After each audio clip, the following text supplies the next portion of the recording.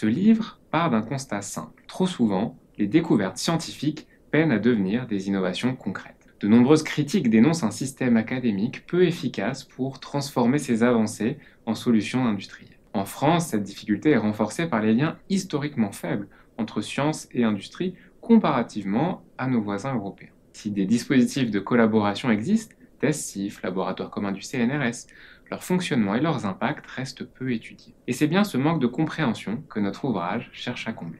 Nous proposons un modèle alternatif, le couplage à double impact simultané. L'idée, sortir des approches linéaires où la science précède l'innovation pour faire émerger entre science et industrie des découvertes scientifiques et innovations industrielles dans une dynamique d'évolution conjointe. Ce modèle s'appuie sur la théorie CK, qui éclaire la manière dont naissent et évoluent les idées. Nos travaux montrent qu'un échange de connaissances intense est essentiel, à condition de préserver l'indépendance des acteurs dans leurs explorations, scientifiques d'une part, industrielles de l'autre. C'est bien cette combinaison, échange intense de connaissances et indépendance des explorations, qui permet des trajectoires créatives à double impact. Cette logique ouvre ainsi la voie à la détection d'anomalies scientifiques, issues de problèmes industriels, souvent à l'origine de grandes découvertes, comme ce fut le cas pour CRISPR-Cas9, issu en partie de travaux menés dans l'agroalimentaire.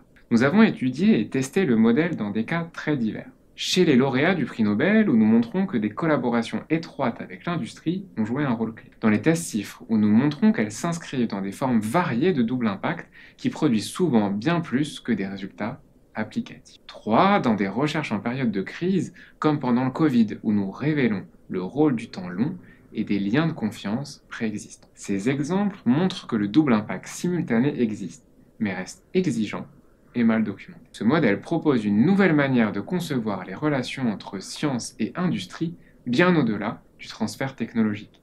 Notre ouvrage, préfacé par Patrice Kane, PDG de Thales, et postfacé par Jean-Luc Moulet, directeur de l'innovation du CNRS, en témoigne.